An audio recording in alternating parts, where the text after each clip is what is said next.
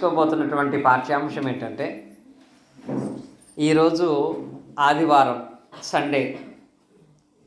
కానీ మానవుని యొక్క లెక్కల ప్రకారంగా దీన్ని మనం ఏ సండే అంటాం? ఫస్ట్ సండే, అంటే క్రొత్త సంవత్సరంలో మొదటి ఆదివారము. ఈరోజు మన సబ్జెక్టు కూడా ఫస్ట్ సండే అనేటువంటి అంశాన్ని మనం నేర్చుకుందాం. ఫస్ట్ సండే అనేటువంటి దాంట్లో నుంచి 2 భాగాలుగా దేవుని వాక్య భాగాన్ని మనం ధ్యానించుకుందాము. ఇందులో మొదటిగా సండే అంటే ఏంటి అనే దాని గురించి నేర్చుకుందాం. వాస్తవంగా సండే అంటే ఏంటి అంటే, సండే అనగానే తెలుగులో ఏమంటారు? ఆదివారం. సండే అంటే ఏంటంటే ఆదివారం అంటారు. సండే అంటే ఏంటి అనడానికి ఆన్సర్ వేరు, సండే అనగా ఏంటి అనటానికి ఆన్సర్ వేరు. సండే అంటే దాని అర్థం, సండే అనగా అంటే దాని యొక్క పని. కనుక ఆదివారం అనగా మన ఆలోచన ఏమై ఉంటుంది అనే దాన్ని మనం ఒకసారి లేఖనాలను బట్టి ఆలోచించేద్దాం. ఎందుకంటే దేవుడు, ఇందాక సహోదరులు సామెతల గ్రంథంలో 16వ అధ్యాయం చూసినట్లయితే, దేవుడు పరిశోధించేటువంటిది ఏంటంటే ఆత్మను పరిశోధించేవాడై ఉన్నాడు అనే పదం ఉంటుంది. అలాగే దేవుడు హృదయాన్ని పరిశోధించేవాడై ఉన్నాడు అనే పదాలు ఉంటాయి. హృదయం అంటే ఏంటి? మానవునికి హృదయం ఎక్కడుంటుంది? ఎక్కడుంటుంది? ఇది హృదయం. దీన్నే మనసని, ఇంగ్లీష్లో బ్రెయిన్ అని అంటారు. దీంట్లో నుంచే ఆలోచనలు వస్తూ ఉంటాయి. దేవుడు దేహానికంటే ముందు దీన్ని చూస్తాడు. నీ ఆలోచనని ఎరిగినటువంటి దేవుడుగా ఉన్నాడు కనుక మన ఆలోచనలు ఆదివారం విషయంలో ఎలా ఉంటాయి అనే దాని విషయంలో మనం జాగ్రత్త కలిగి ఉండాలి. ఎందుకంటే ఆలోచనలు అనేకమైనవి మనకు పుడతాయి. అక్కడ అన్నాడు కదా, హృదయాలోచనలు మనుషుని వశము. ఎన్నో ప్లాన్లు వేసుకోవచ్చు, ఎన్నో ఆలోచనలు కలిగి ఉండొచ్చు, ఎన్నో తలంపులు కలిగి ఉండొచ్చు. కానీ నీ ఆలోచనలు ఏవైనా అవి నెరవేర్చేది ఎవరంటే దేవుడు మాత్రమే. అలాగే నీలో ఉన్న ఆలోచనలు ఏంటో తెలుసుకునేది కూడా ఎవరంటే దేవుడే. ఇప్పుడు ఇక్కడ కూర్చున్నటువంటి వాళ్ళలో పక్కనే మీరు కూర్చుని ఉన్నా ఎవరి ఆలోచనలు ఏంటో ఎవరికి తెలియదు. కానీ మీ అందరి ఆలోచనలు స్పష్టంగా తెలిసిన వ్యక్తి ఎవరంటే దేవుడు. ఆయన కూడా చేసే పనిని బట్టి కాక వారు కలిగి ఉన్న ఆలోచనను బట్టే వాళ్ళని హెచ్చిస్తూ ఉంటాడు. మనం చాలాసార్లు చెప్పుకుంటాం కదా, పేద విధవర 2 కాసులు వేసింది. ఆమెనే ఎందుకు దేవుడు ఘనంగా ఎంచాడో తెలుసా? తన ఆలోచన ఆయనకి నచ్చింది. నేను అందరికంటే చాలా తక్కువ వేశానని ఆలోచించింది. అట్టి ఆలోచనను బట్టి ఆమెను ఘనంగా దేవుడు ఎంచాడు కనుక ఇప్పుడు ఆదివారము అనే దాని విషయంలో మన ఆలోచనలు అనేవి ఎలా ఉంటాయి? చాలామందికి ఆదివారం అనగానే, మా వాడు నిన్న నుంచి మొదలెట్టాడు, నిన్న సాయంత్రం రాగానే వాళ్ళ అమ్మతో, మమ్మీ రేపు సెలవా అంటాడు. శనివారం వస్తే చాలు వాడు సెలవు అంటాడు. రాత్రి పడుకున్నప్పుడు కూడా అంటున్నాడు, రేపు సెలవే కదా, ఒకసారి కన్ఫర్మ్ చేయన్నట్టుగా. అంటే పిల్లలకి ఆదివారం అంటే అది ఒక హాలిడే. ఆ రోజు సెలవు దినంగా పిల్లలు భావిస్తారు. కొంతమందికి ఆదివారం అంటే ఏంటో తెలుసా? పెద్దోళ్ళకి కూడా ఇదే పద్ధతి. ప్రతిరోజు ఎలాగ పొద్దున్న 5ంటికి లెగుతున్నారు కదా, ఇప్పుడు మా శ్రీనాథ్ ఉన్నారు, 5 గంటలు వేసి రెడీ అవ్వాలి. కాబట్టి ఆదివారం కూడా పడుకునివ్వా అంటే, ఈ మాట అనే వాళ్ళకి ఆదివారం అంటే ఏంటో తెలుసా? Sleeping day. ఒకళ్ళకి హాలిడే, ఒకడికేమో స్లీపింగ్ డే. ఇంకా మరొక ఆయన ఎప్పుడు తాగడండి, ఆదివారమే తాగుతాడంట. ఆయనకి అది స్పెషల్ డే, ఆయనకి డ్రింకింగ్ డే. మరికొంతమంది ఉన్నారండి, ఏ రోజు ఎలా ఉన్నా ఏం తిన్నా ఆదివారం వచ్చేటప్పటికి మాత్రం కంపల్సరిగా నాన్ వెజ్ డే. ఆ రోజు మాత్రం ఖచ్చితంగా దాన్ని పాటించాల్సిందే. డబ్బులు లేకపోయినా అప్పు తీసుకునైనా సరే దాన్ని తీసుకొచ్చుకొని ఆ రోజు దాన్ని తినవలసిందే అనుకున్నట్లుగా ఒక మైండ్ పడిపోయింది మనుషులకి. ఉద్యోగాలకు వెళ్ళే వాళ్ళకైతే తెలుసా, ఆ రోజు హోంవర్క్ డే అంట. హోంవర్క్ అంటే ఆదివారం మొత్తం ఇంటి పనులన్నీ చేసుకోవాలి. డ్యూటీకి వెళ్ళే వాళ్ళు 8:30కే డ్యూటీకి వెళ్ళిపోతారు, కానీ ఆదివారం మాత్రం 11 దాకా రారు. గల కారణం ఏంటో తెలుసా? ఈరోజు ఇంటి పని చేసుకోవాలి. ఆదివారం ఒకరోజు దొరుకుతుంది ఇంటి పని చేసుకోవటానికి. కనుక ఆదివారం అనేది మాకు వర్కింగ్ డేగా భావించేటువంటి వాళ్ళగా ఉంటారు. కానీ నువ్వు క్రైస్తవుడు అయిన తర్వాత ఆదివారం అనగానే హాలిడే మాత్రమే, sleeping day, drinking day, non veg day, working day అనే ఆలోచన వస్తే ఆ విషయంలో నీ ఆలోచనలో దేవుని దగ్గర అపరాధిగా ఎంచబడతావు. ఒక క్రైస్తవుడిగా ఆదివారం అనే పదం వినపడగానే అది ఏ రోజు అనుకోవాలి మనం? దానికి ఏ రోజు అని పేరు పెట్టారో తెలుసా? అపోస్తలుల కార్యాలు చూడండి, 11వ అధ్యాయంలో అపోస్తలుల కార్యాలు 20వ అధ్యాయము 7వ వచనం చూడండి. ఆదిమ సంఘానికి ఆదివారమున మేము రొట్టె విరుచుటకు కూడినప్పుడు అనే పదం ఉంది. అంటే పౌలు గారు కానీ ఆదిమ సంఘము కానీ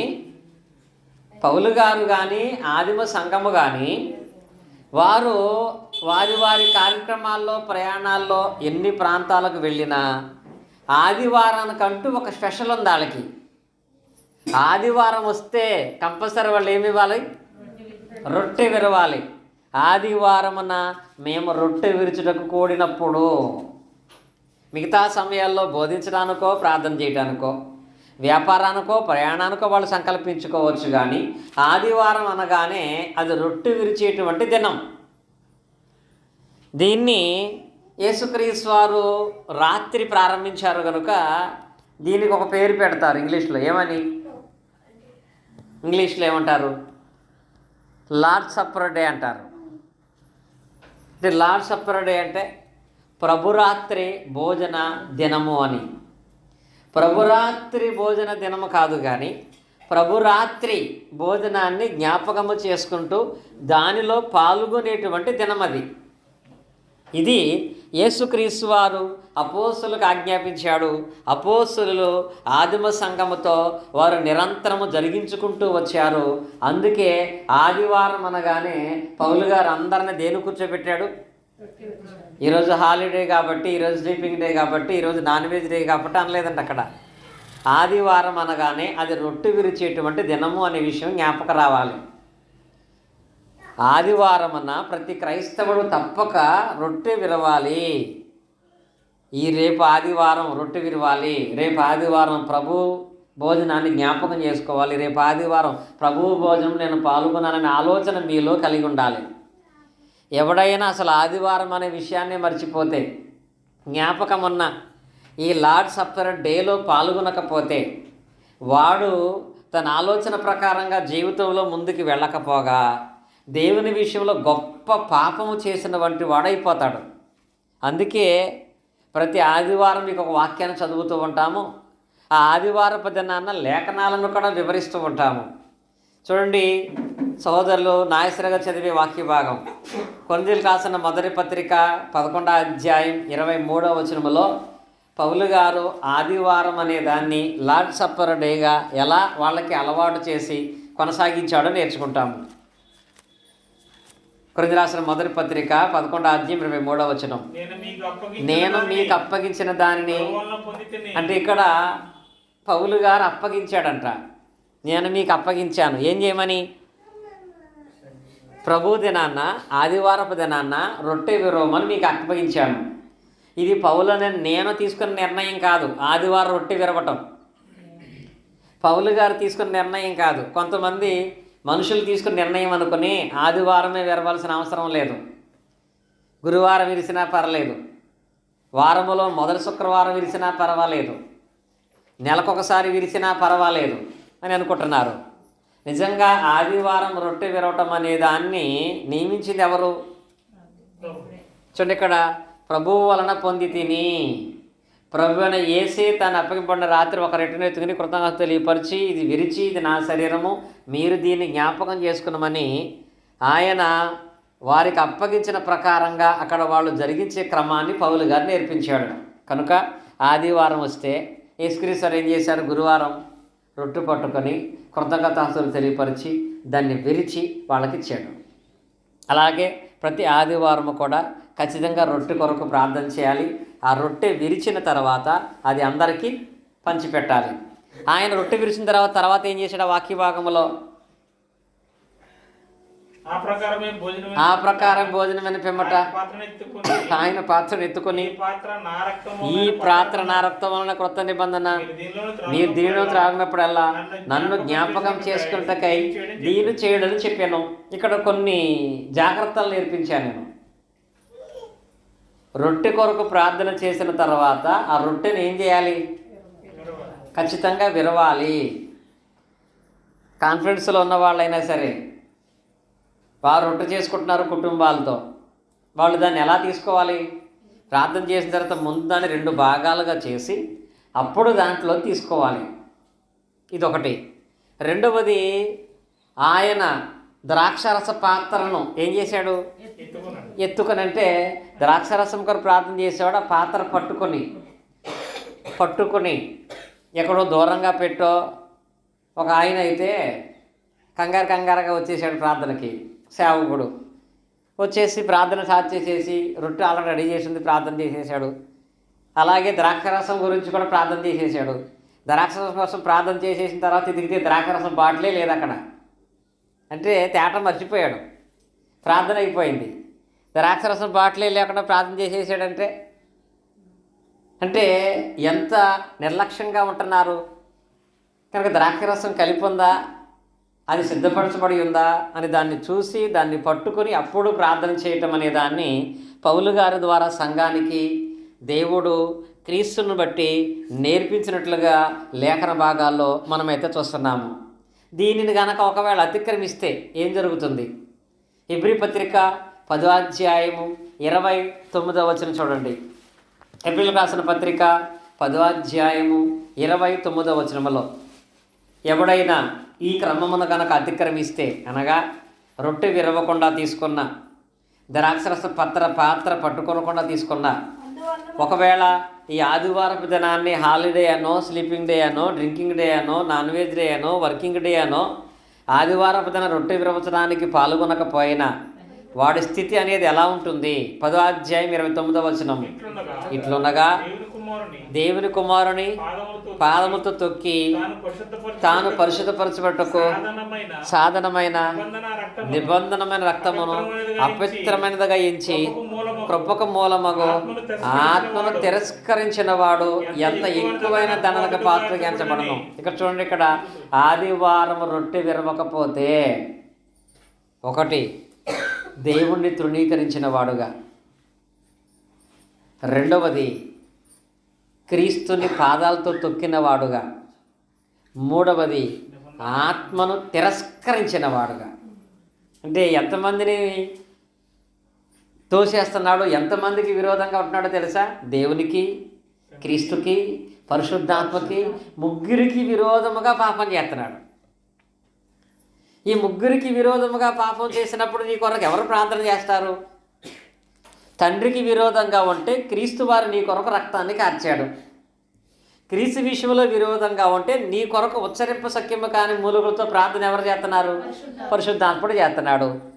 కనుక తండ్రి విషయంలో క్రీస్తునికి సహాయం చేస్తుంటే, క్రీస్తు విషయంలో పరిశుద్ధాత్ముడు సహాయం చేస్తుంటే, ఇప్పుడు వీళ్ళ ముగ్గురిని కూడా కాదనుకుని వెళితే నీ క్షేమానికి, నీ పరిశుద్ధతకి, నీ ఆశీర్వాదానికి ఎవరు సహాయం చేస్తారు? ఎవరు మొరపెడతారు? అది ఎంత ఎక్కువైన దండనకు పాత్రగా ఎంచబడుతుంది. కనుక అపరాధము చేయకున్నట్లుగా మనం ఎంత జాగ్రత్తగా కలిగినటువంటి వారముగా ఉండాలనే విషయాన్ని ఈ వాక్యాలను బట్టి మనం గ్రహించేవారై ఉండాలి.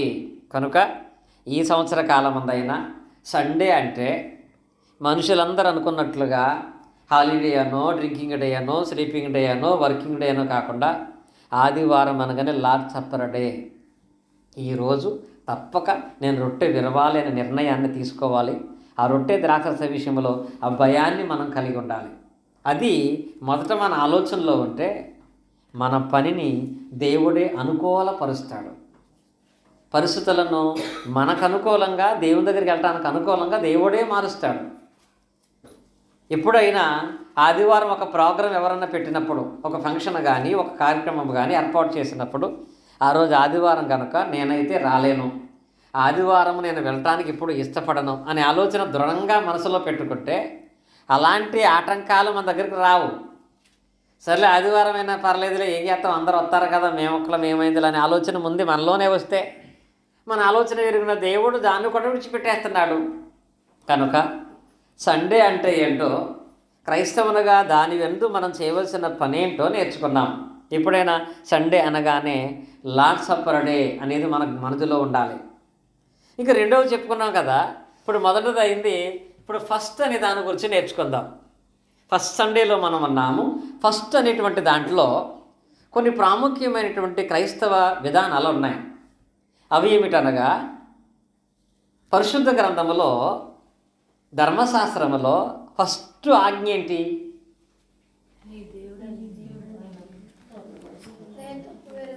ధర్మశాస్త్రములో శ్రీరామ్ చెప్పాడు, నేను తప్ప వేరొక దేవుడు నీకు ఉండకూడదు. ఇది ఆజ్ఞ. ధర్మశాస్త్రంలో ఫస్ట్ ఆజ్ఞ, నేను తప్ప వేరొక దేవుడు నీకు ఉండకూడదు. ఇది చెప్పారు కదా. ఇప్పుడు అదే ధర్మశాస్త్రం యొక్క ఆజ్ఞలలో వాగ్దానంతో కూడినటువంటి మొదటి ఆజ్ఞ ఏది? అది కూడా ఆజ్ఞే. వాగ్దానం అంటే అందులో ఆశీర్వాదం ఉంటుంది. ధర్మశాస్త్రంలో సోదరి తెలియపరిచారు, సరుణమ్మ గారు చాలా చక్కగా ఆలోచించి. ఎప్పుడైనా సరే ఎవరినైనా ధర్మశాస్త్రంలో మొదటి ఆజ్ఞ ఏంటంటే నేను తప్ప వేరొక దేవుడు ఉండకూడదు. కానీ వాగ్దానంతో కూడా ఆజ్ఞల్లో మొదటి ఆజ్ఞ ఏంటంటే, ఎఫెసీ పత్రిక చూడండి 6వ అధ్యాయంలో మనం చూసినట్లయితే, ఎఫెసీ పత్రిక 6వ అధ్యాయము 2-3 వచనాలు చదువుకున్నట్లయితే, ఒకటి నుంచి చదవండి.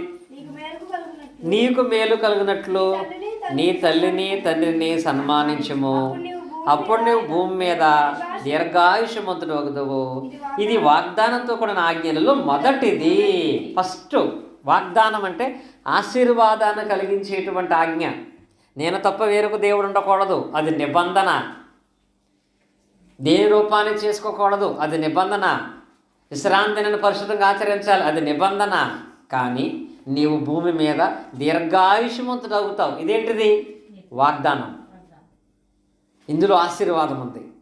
కనుక వాగ్దానంతో కూడినటువంటి ఆజ్ఞలలో మొదటిది ఏంటంటే, నీ తండ్రిని తల్లిని సన్మానించుము, అప్పుడు భూమి మీద నీతిమ దీర్ఘాయుష్మంతుడు అవుతావు.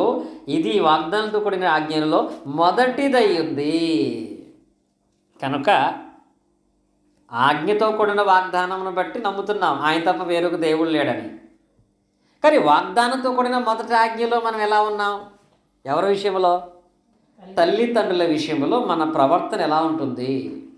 ఫస్ట్ సండే నీ యొక్క విషయంలో 100% బాగానే ఉన్నావేమో. మరి ఫస్ట్ అనే దాంట్లో తల్లిదండ్రుల విషయంలో కూడా మన విషయంలో దేవుడు లెక్క అడుగుతాడు. తల్లిదండ్రుల విషయంలో కూడా మన ఆలోచన దేవుడు చూస్తూ ఉంటాడు. తల్లిదండ్రుల విషయంలో పిల్లలుగా మీ ప్రవర్తన అనేది ఎలా ఉంటుంది? తల్లిదండ్రులు ఎలాంటి వారైనా ఏ పిల్ల కూడా తల్లిని దూషించకూడదు, తల్లిని నిర్లక్ష్యం చేయకూడదు, తండ్రిని కొట్టకూడదు, తండ్రిని ఎదిరించకూడదు. ఇది నియమం. ఎందుకనగా వారు ఎలాంటి వారైనా ప్రేమతో వారిని మార్చుకునే ప్రయత్నం చేయాలి తప్ప వారి విషయంలో తిరుగుబాటు చేసేటువంటి వారై ఉండకూడదని. ఇది మొదట పెద్దలుగా ఉన్న వాళ్ళు నేర్చుకుంటూ పిల్లలకు కూడా దీన్ని నేర్పించాలి. ఎందుకంటే ఇది ఫస్ట్ ప్రధానంగా ఒక వ్యక్తి గౌరవించబడటం అనేది ఎక్కడి నుంచి వస్తుందంటే అతను తన తల్లిదండ్రులను చూసే దాని మీద ఆధారపడి ఉంటుంది. మొన్న మా బుడ్డోడిని వాళ్ళ మమ్మీ కొట్టింది. సరే కొడితే నేను పక్కన నవ్వుతున్నాను. వాడికి ఏమనిపించిందో, మమ్మీ ఎప్పుడు కొట్టినా నన్ను డాడీ ముందు కొట్టద్దంతే అన్నాడు. యారా అంటే, నువ్వు ఇక్కడ కొడతావు డాడీ మైక్లో చెప్తాడు అంతే. నువ్వు ఇక్కడ కొడతావు డాడీ తీసుకెళ్ళి మైక్లో చెప్తాడు దాని గురించి కొట్టొద్దనంటే, నేను కొడతానురా, కొట్టే హక్కు నాకుంది, నీకు పెళ్ళై పిల్లలు పుట్టిన తర్వాత కూడా కొడతానంది. అంటే ఒక తల్లి ఏ స్టేజ్లో అయినా సరే కొట్టే అర్హత ఉంది. నిజంగా మా నాన్నగారిని మేము పుట్టిన తర్వాత కూడా మా నాన్నమ్మ కొట్టేది, అంత ఎత్తుంటే వంగ పెట్టి కొట్టేది, కానీ ఏం చేసేవాడు కాదు. ఎందుకో తెలుసా? ఒక తల్లిగా ఒక తండ్రిగా పిల్లలు వారిని గౌరవించటంలో ఆ స్వభావం వాళ్ళకు ఉండాలి. ఎందుకో తెలుసా? మేలు అనేది వాళ్ళని బట్టి కలుగుతుంది, ఆయుష్ అనేది వాళ్ళని బట్టే వస్తుంది. వాగ్దానంతో కూడిన ఆజ్ఞల్లో మొదటిది ఇది. వాళ్ళు కొడుతున్నారని కోప్పడకూడదు, వాళ్ళు తిడుతున్నారని కోప్పడకూడదు. కుటుంబంలో ఒక స్వతంత్రంగా నిన్ను తిట్టి నిన్ను కొట్టగలిగేటువంటి వాళ్ళు ఎవరంటే తల్లిదండ్రులు మాత్రమే. ఒకవేళ తల్లి కానీ తండ్రి కానీ కొట్టినా తిట్టినా ఆ విషయంలో లోకం ఏమీ నిన్ను నిందించదా? అదే బయటవాడు కొడితే, బయటవాడు తిడితే అది నీకు అవమానం తప్ప, తల్లిదండ్రులు కొట్టినా తిట్టినా అది నీకు మంచిదే తప్ప దానివల్ల ఎక్కడా అవమానం అనేది కలగదు. ఎందుకురా మీ నాన్న నేను కొట్టాడని ఎవడు అడగడం, అడిగినా అది అవమానకరం అనేది కాదు. ఇది ఏంటంటే ఫస్ట్ ఫ్యామిలీలో దేవుడు తెలియపరుస్తున్న మాట. ఇది వాగ్దానంతో కూడినటువంటి మొదటి ఆజ్ఞ. ఈ మొదట నేర్చుకోండి. ఫస్ట్ ఈ విషయంలో మీరు ఎప్పుడైతే దేవుని ఆలోచన ప్రకారముగా తల్లిదండ్రులకు విధేయులుగా ఉంటారో అప్పుడు మీరు భూమి మీద దీర్ఘాయుష్మంతులు అవుతారు. అప్పుడు మీరు చేయనిదంతా కూడా సఫలమవుతుంది. అందుకే వాగ్దానం కూడినటువంటి మొదటి ఆజ్ఞ ఏంటంటే తల్లిని తండ్రిని సన్మానించాలి. ఇంకా రెండవది, ఫస్ట్ భక్తి అనేదాన్ని ఎక్కడ చూపించాలి? మనకున్న భక్తి ఎక్కడ కనిపించాలి? చాలామంది వాళ్ళ భక్తి తత్వాన్ని మనుషులందరూ ఉన్న చోట, ప్రత్యేకంగా ప్రార్థనా మందిరానికి వెళ్ళిన చోట, ఎక్కువ జనసమూహాలు ఉన్న చోట, లేక మీటింగులకు వెళ్ళిన చోట మాత్రమే వాళ్ళు తమ భక్తిని అధికంగా ప్రదర్శించే పని చేస్తారు. కానీ దేవుని ప్లాన్ ప్రకారంగా భక్తి అనేది మొదట ఎక్కడ కనపడాలో తెలుసా? రెండవది తిమోతికి రాసిన మొదటి పత్రిక 5వ అధ్యాయం. తిమోతికి రాసిన మొదటి పత్రిక 5వ అధ్యాయము 4వ వచనం మనం చదువుకున్నట్లయితే, అయితే ఏ విధవరాలికైనను పిల్లలు కానీ ఉండిన ఎడల, చూడండి ఇక్కడ ఈ వాక్య భాగంలో మొదట తన ఇంటి వారి యొద్ద ఏం కనపరచాలి? భక్తి కనుపరచుటలో ఆమె ఆసక్తి కలిగినది ఉండాలనే మాట అక్కడ ఆ వాక్య భాగంలో తెలియపరుస్తున్నాడు. అయితే ఏ విధవరాలకైనా పిల్లలు కానీ మనవలు కానీ ఇంటి ఉండేలా వీరు మొదట తమ ఇంటి వారి ఎడల భక్తి కనుపరచుటకును తమ తల్లిదండ్రులకు ప్రత్యుపకారము చేయుటకును నేర్చుకొనవలెను. ఇది దేవుని దృష్టికి అనుకూలమై ఉంది. అంటే ఈ వాక్య భాగాన్ని బట్టి ఫస్ట్ భక్తి అనేది పిల్లలు కలిగినటువంటి వారు కానీ మనవరాలు కలిగినటువంటి వారు కానీ ఫస్ట్ ఎక్కడ చూపించాలంట? ఇంటిలో కనపరచాలంట. మొదట నీ భక్తి ఇంటిలో కనపరచాలి. ఇది ఎవరికి అనుకూలమైంది? దేవునికి, ఆయన దృష్టికి అనుకూలమైనటువంటి భక్తి అంట. ఇది నేర్చుకోండి. ముందు మొదట నీ ఇంటిలో ఉన్నటువంటి తల్లిదండ్రులను మీరు ప్రేమించండి. మొదట నీ ఇంటిలో ఉన్న వాళ్ళ ముందు నీ భక్తిని కనపరచు, నీ పరిశుద్ధత కనపరచు, నీ విశ్వాసము కనపరచు, నీ పరిశుద్ధమైన జీవితాన్ని కనపరచు. ముందు ఇంట్లో ఉన్న వాళ్ళకి నీ భక్తితత్వం తెలియాలి. ఇది ఫస్ట్ చేయవలసింది. అలాగూ కాదు, ఊరందరికీ నా భక్తిని ప్రదర్శించుకుని వస్తాను, ఇంట్లో వాళ్ళకి మాత్రం నేను మాత్రం ఒక రాక్షసుడిలాగా పరికరాని మాటలు మాట్లాడేవాళ్ళుగా దుర్భాష మాట్లాడేవాళ్ళుగా నేను ఉంటాను అంటే అది దేవునికి అంగీకారం కాదండి. ఫస్ట్ నీలో ఉన్న భక్తి నీ పిల్లలు గుర్తించాలి. నీలో ఉన్న భక్తి నీ భర్త, నీ భార్య, నీ తల్లిదండ్రులు మొదట గుర్తించేటువంటి వారై ఉండాలండి. భక్తి కలిగినటువంటి తల్లిని ఎప్పుడూ కూడా ఆమె పిల్లలు ఏమంటారో తెలుసా? సామెతల గ్రంథంలో ఒక మాట ఉండదు చూడండి. సామెతల గ్రంథం మనం చూసినట్లయితే చివరి అధ్యాయంలో, సామెతల గ్రంథము చివరి అధ్యాయం యొక్క భాగంలోనికి వెళ్ళినట్లయితే ఈ వాక్య భాగమునందు 28వ వచనం చూడండి. ఆమె కుమారులు ఇచ్చి ఆమెను ధన్యురాలంటారంట. ఆమె కుమారులు ఇచ్చి ఆమెను ఏమంటారంట? ధన్యురాలని అంటారంట. ఎందుకని? ఆమె ఏమై ఉంది? 30వ వచనం, అందం మోసకరము, సౌందర్యం వ్యర్థము, యెహోవా యందు భయభక్తి కలిగిన స్త్రీ కొనియాడబడును. చేసిన పనిని బట్టి అట్టి దానికి ప్రతిఫలం ఇయ్యదగును. కనుక ఇప్పుడు ఎవరు కొనియాడబడతారంటే యెహోవా భయభక్తుల స్త్రీ. ఎవరి చేత కొనియాడబడుతుంది? తన పిల్లల చేతే. లేవగానే ఆమెను ధన్యురాలు అంటారట వాళ్ళు. అసలు నీకు పిల్లలుగా పుట్టడం, నీ కుటుంబంలో మేము బ్రతకటం, నీ యొక్క పెంపకంలో మేము ఎదగటం మాకెంతో అదృష్టం, ఎంతో ధన్యత అని వాళ్ళు మాట్లాడతారంట. అలా మాట్లాడగలిగే స్వభావం అందాన్ని బట్టి రాదండి. ఇంత అందంగా ఉన్నావమ్మ నువ్వు అని ప్రేమించరు. దేని బట్టి వస్తుంది? దేనిని బట్టి? మనలో ఉండేటువంటి భక్తి స్వభావం అండి. అందం మాస్కరం సౌందర్యం వ్యర్థం, కానీ యెహోవా భయభక్తులు కలిగిన స్త్రీ నిత్యము కొనియాడబడుతుంది. కానీ ఎప్పుడైనా ఈ ప్రయత్నాన్ని మొదట మనం చేసామా? మన ఇంట్లో వాళ్ళ దగ్గర భర్త విషయంలో కానీ, భార్య పిల్లల విషయంలో కానీ, లేకపోతే భార్య విషయంలో కానీ, పెద్దల విషయంలో కానీ నిరంతరము మనం ఎక్కువగా ఏ పనిలో ఉంటామో అనేదాన్ని మిమ్మల్ని మానేసి మీ పిల్లల్ని అడిగితే, మిమ్మల్ని మానేసి మీ భర్తను అడిగితే, మిమ్మల్ని మానేసి మీ భార్యను అడిగితే వాళ్ళు ఏం చెప్పగలరు? ఏం చెప్పగలరు? మా సరందమ్మ గారు చెప్తున్నారు, ఎప్పుడు టీవీ చూస్తూ ఉంటాడు, ఎప్పుడు ఫోన్ చూస్తూ ఉంటారు. అంటే ఈ విధానమైన మైండ్ పడిపోయింది చాలామందిలో. పిల్లలు ఉన్నారు, ఎప్పుడు వాళ్ళు ఆటలాడుకుంటూ ఉంటారు. నువ్వు చేసేవి ఏంటంటే, నువ్వు చేసే పనిని బట్టి కొంచెం మైండ్ రిలాక్సేషన్ కోసం తప్ప అదే నీ జీవితంలో ప్రధానమైన పని అయిపోకూడదు. మన జీవితంలో ఒక టీవీయే ప్రధానమైన పని, ఒక ఫోనే ప్రధానమైన పని, ఆటలే ప్రధానమైన పని, లోకసభ మాటలే ప్రధానమైన పని అయిపోకూడదండి. మన జీవితంలో మనకంటూ ఒక ప్రధానమైన ఒక పని ఉంటుంది, తెలుసు మీకు? ఆ ప్రధానమైన పని ఏంటి? ఇప్పుడు నాగేశ్వర గారు ఉన్నారు, మీరేం చేస్తారంటే ఏం చెప్తాడు ఆయన? కార్పెంటర్ అంటాడు. అంటే 24 గంటలు కార్పెంటర్ పని చేస్తాడా? కానీ ఎందుకు ఆయనకు ఆ పేరు? ఆయన లైఫ్లో అది ప్రధానంగా కనపడద్ది. ఎప్పుడు చూసినా అది ఎక్కువగా చేస్తూ ఉంటాడు ఆయన. మరి మన ఆత్మీయ స్థితిలో కూడా దేవుడు ఏమంటున్నాడంటే, మీ లైఫ్లో మీ కుటుంబానికి మీ దగ్గర ప్రధానంగా కనపడవలసింది టీవీయో ఫోనో ఆటలో కాదు. భక్తి అనేది మొదట మీ ఇంట్లో మీరు కనపరచండి. ఇది మనుషులకు అనుకూలమైంది కాదు కానీ దేవునికి అది అనుకూలమైంది, దేవుని దృష్టికి శ్రేష్టమైంది అయి ఉంటుంది. కనుక మొదట మన ఇంటి వారి ఎడల మన భక్తిని మనం కనపరచాలి. ఇది రెండవది. ఇంకా మూడవ దాన్ని మనం చూస్తే, ఫస్ట్ చేయవలసినటువంటి వాటిలో ఫస్ట్ ఫలం అనే దాన్ని ఎక్కడ మనం ఉంచాలి?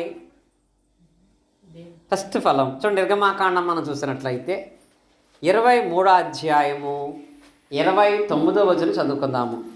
నిర్గమాకాండము 23వ అధ్యాయము 29వ వచనం. 23-29. అవునండి.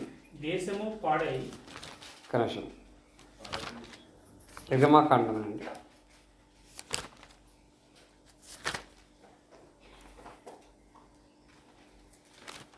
నీ భూమి ప్రథమ ఫలములలో మొదటి వాటిని దేవుడని యెహోవా మందిరముకు తేవలెను. ఎన్నో వచనం అది? అది 19 అండి. ఓకే, 23-19వ వచనం.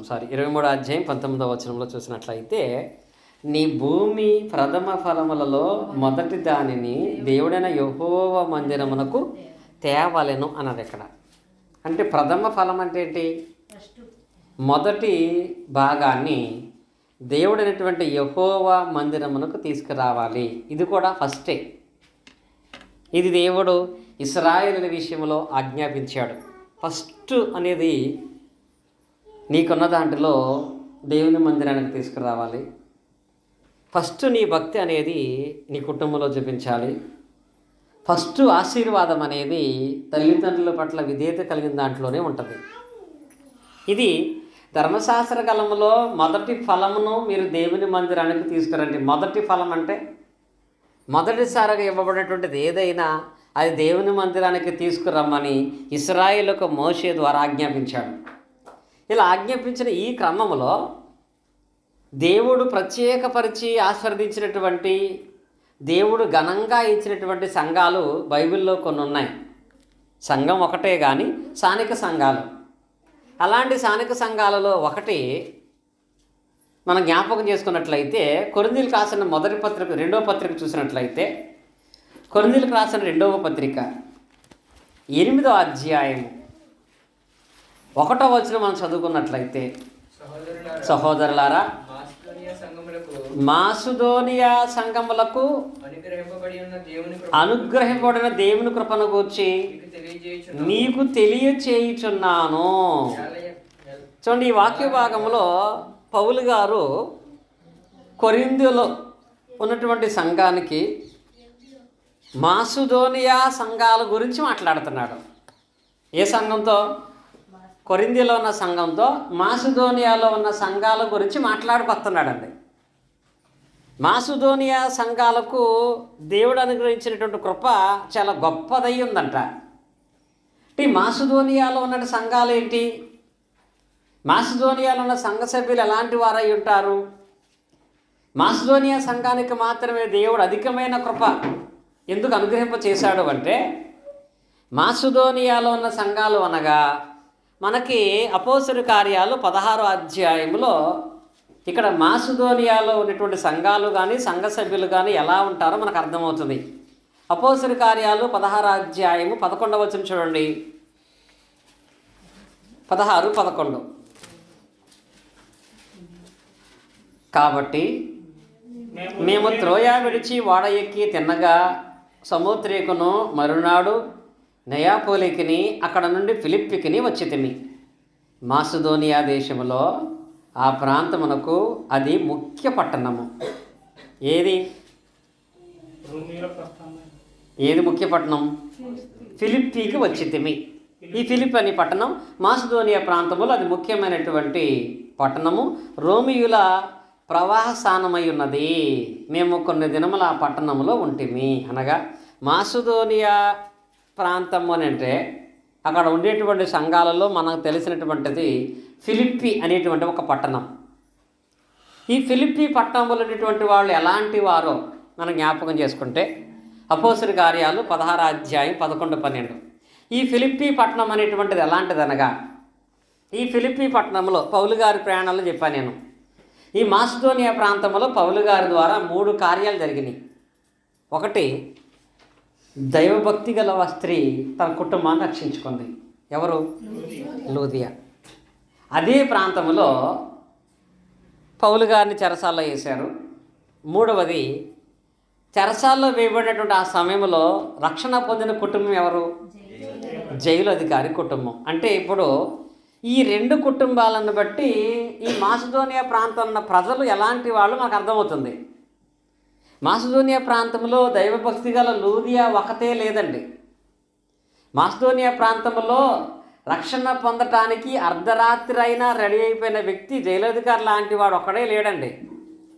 శాంపుల్గా 2 చూపించాడు అక్కడ. ఫస్ట్ దేవుని వాక్యానికి ప్రాధాన్యత ఇచ్చే స్త్రీ ఎవరు? లూదియా. రక్షణ పొందటానికి అర్ధరాత్రి అయినా వెనుకాడన్న వ్యక్తి ఎవరు? జైలధికారి. వీళ్ళిద్దరి గురించి అపోస్తలుల కార్యాలలో రాశాడు కానీ పౌలు గారితో రాయబడింది. కానీ పౌలు గారి గురించి లూకా గారు రాశాడు. కానీ ఈ ఇద్దరు ఉన్న ఆ ప్రాంతాన్ని గురించి కొరింథీ పత్రికలో రాశాడు ఆయన. ఏంటంటే అక్కడ లూదియా జైలధికారి వాళ్ళిద్దరు మాత్రమే కాదు, అసలు అక్కడ ఉన్న స్థానిక సంఘ సభ్యులందరూ కూడా దేవునికి ఇష్టమైనటువంటి క్రియను జరిగించేవాళ్ళు. అందుకని దేవుడు వాళ్ళకి అత్యధికమైన కృపను అనుగ్రహింప చేశాడంట. ఇప్పుడు వెళ్దాం మన కొరింథీ రాసిన పత్రిక చూడండి. కొరింథీ రాసిన 2వ పత్రిక 8వ అధ్యాయం అని చదువుకున్నట్లయితే, ఇప్పుడు మాసిదోనియా సంఘంలో వాళ్ళు ఎలా ఉండేరు అంటే లూదియా లాంటి వాళ్ళందరూ, జైలధికారి లాంటి వాళ్ళందరూ, ప్రభునందు విశ్వాసం ఉంచినటువంటి వాళ్ళగా ఉన్నవారు అందరూ కూడా. ఇప్పుడు చదువుకుందాము. సహోదరులారా, మాసిదోనియా సంఘంలో అనుగ్రహింపబడిన దేవుని కృపను గురించి మీకు తెలియచేస్తున్నాను. ఏమనగా, వారు బహుశ్రమల వలన పరీక్షింపబడగా అత్యధికంగా సంతోషించారు. మరియు వారు నిరుపేదలైనను వారి దాతృత్వము బహుగా విస్తరించారంట. ఒకటి, చాలా శ్రమలు ఎదుర్కొన్నారంట వాళ్ళు. మనుషుల వలన, పరిస్థితుల వలన, సాతాను వలన ఎన్నో శ్రమలు ఎదుర్కొన్నా బాప్తిసం పొందిన తర్వాత వాళ్ళకి శ్రమలు వచ్చినప్పుడు వాళ్ళు ఏం చేశారంట? సంతోషించారంట. మేము క్రీస్తును కలిగినందుకు మాకు నిందలు వస్తున్నాయి, క్రీస్తును కలిగినందుకు మాకు శ్రమలు వస్తున్నాయి, క్రీస్తుల్లో ఉన్నందుకు శ్రమలు అనుభవిస్తే అది మాకు ఆనందం. శుక్రవారం సరళమ్మ గారు తెలియపరిచారు. జనులు మిమ్మల్ని నిందించి హింసించి మీ మీద చెడ్డ మాటల పలుకున్నప్పుడు మీరు సంతోషించండి, అది మీకు ధన్యత, సంతోషం కలగచేయబడాలి. అలాగే సంఘము, ముఖ్యంగా మాసిదోనియ సంఘాలంట, వాళ్ళకి ఈ మీద ఎన్ని శ్రమలు వచ్చినా ఎన్ని ఇబ్బందులు వచ్చినా అందును బట్టి వాళ్ళు సంతోషిస్తూ ఉండేవాళ్ళు. రెండవది, చూడటానికి వాళ్ళు ఎలాంటి వాళ్ళంట, నిరుపేదలైన వారంట. వారు నిరుపేదలైనను, లోదియా ఉంది, వ్యాపారం చేస్తేనే తన కుటుంబం గడుస్తుంది.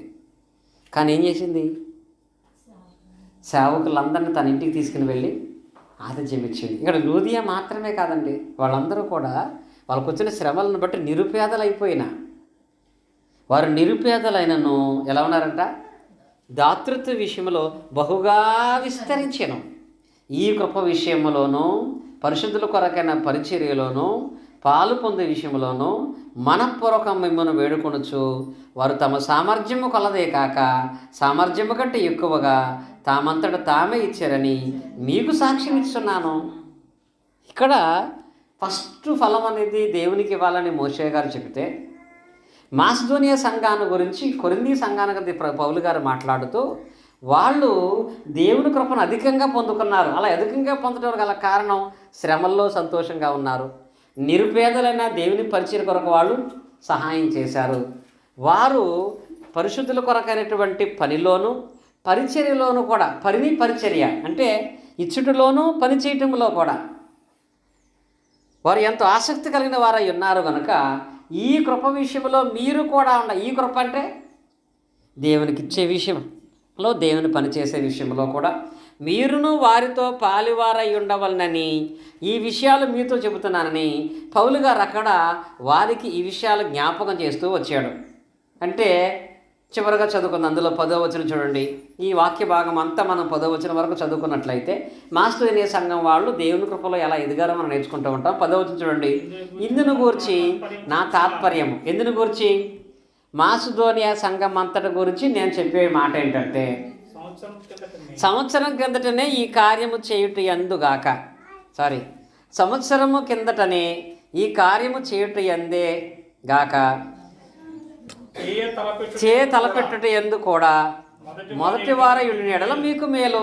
ఏమన్నాడు ఇక్కడ, వాస్తవంగా ఈ పని, ఏ పని, మాసిదోనియా సంఘం వలె మీరు మొదటి ఫలాన్ని దేవునికి ఇచ్చటలోను, మాసిదోనియా సంఘం వలె పరిచర్యకు సహాయం చేయడంలోను, మాసిదోనియా సంఘం వలె పరిచర్య చేయటంలోనూ మీరు పోయిన సంవత్సరమే ప్రారంభించి ఉంటే మీకు మేలు అన్నాడు. మేలు అంటే ఎందుకు తెలుసు, అప్పుడే ప్రారంభించడం ఏముండేదని, అప్పుడే దేవుని కృప మీకు సంపూర్ణంగా దొరికేది కనుక ఈ సంవత్సరమైన ప్రారంభించమని పౌలు గారు అక్కడ మాసిదోనియా సంఘాన్ని గురించి కొరింథీలోని సంఘానికి హెచ్చరిక చేస్తూ మాట్లాడుతున్నాడు.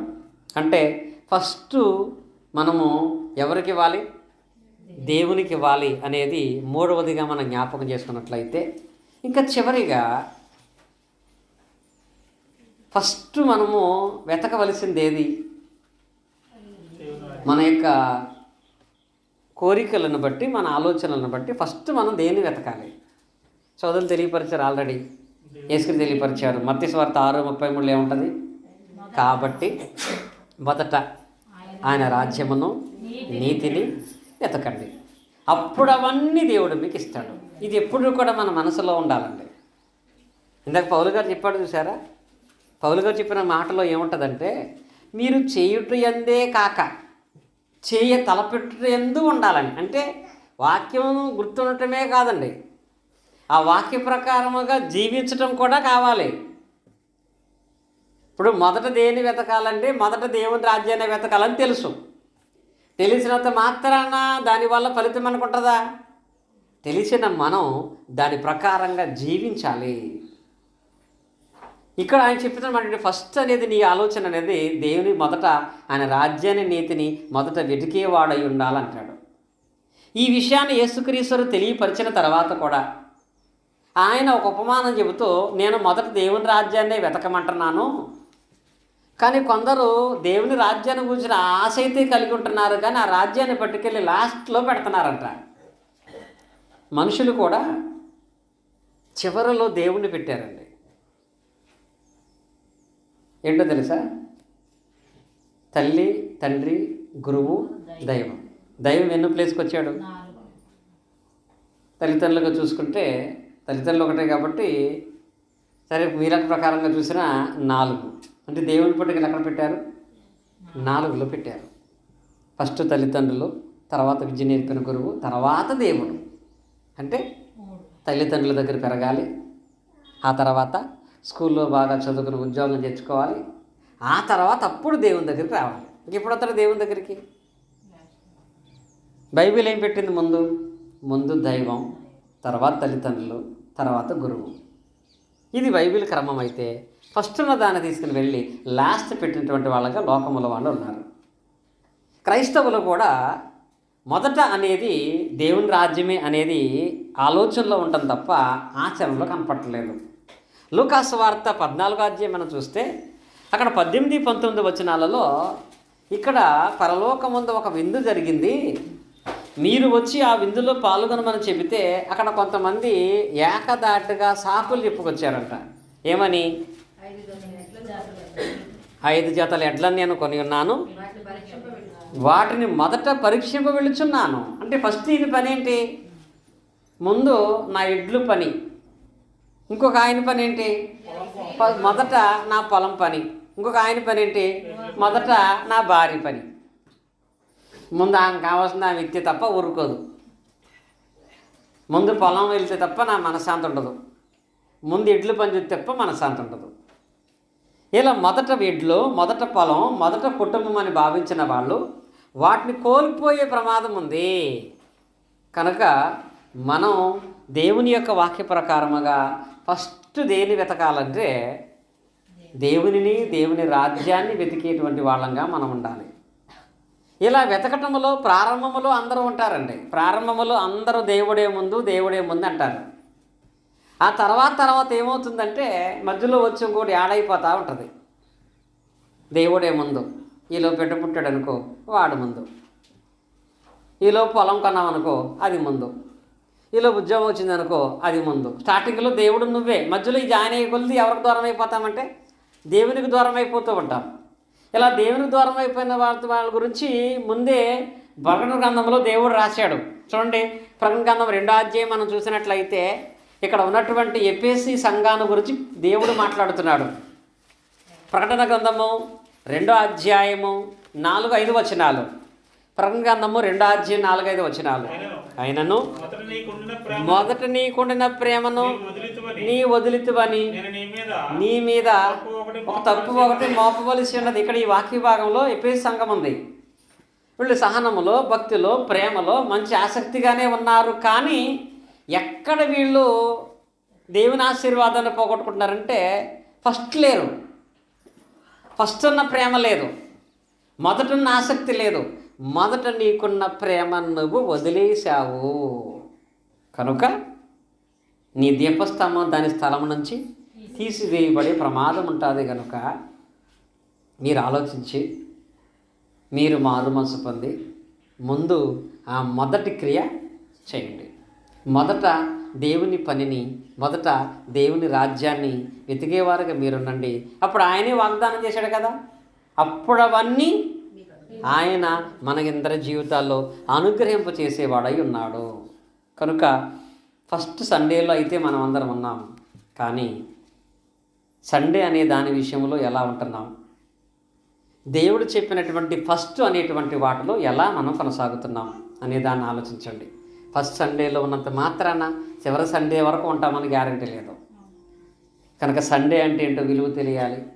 అలాగే దేవుడు కూడా ఫస్ట్ అనే దాని విషయంలో ఏది ఎక్కడ ఫస్ట్ పెట్టాలో తెలియపరిచిన మాట ప్రకారంగా మనం నడుచుకునే వాళ్ళంగా మనం ఉండాలి. అలాంటి వాటిలో 5 విషయాలు నేర్చుకున్నాం కదా. మనల్ని ఎవరైనా సండే అనగా ఏంటి అంటే ఏమని చెప్పుకోవాలి మనం? అది రొట్టె విరిచే దినం. ఇంకా చెప్పాలంటే అది ప్రభువు దినం, ప్రభువును జ్ఞాపకం చేసుకునే దినం అనేది మనకు గుర్తు రావాలి. తర్వాత ఫస్ట్ వాగ్దానంతో కూడిన ఆజ్ఞ ఏంటి? ఏం చేయాలి? నీ తల్లిని తండ్రిని సన్మానించాలి. ఆ తర్వాత ఫస్ట్ భక్తి అనేది ఎక్కడ చూపించాలి? ఫస్ట్ కుటుంబంలో నీ భక్తిని కనపరచాలి. ఆ తర్వాత 4వదిగా మన ఫస్ట్ ఫలం ఎక్కడ ఇవ్వాలి? దేవుని దగ్గర ఇచ్చేవాళ్ళ ఉండాలి. ఫస్ట్ మనం దేన్ని వెతకాలి? ఆయన రాజ్యాన్ని, నీతిని మనం వెతికే వాళ్ళగా ఉండాలి. ఎప్పుడైతే ఇక్కడ ఒక పదం రాశాను నేను, ఫస్ట్ అని ఫాస్ట్ అని. ఫాస్ట్ అంటే ఏంటి?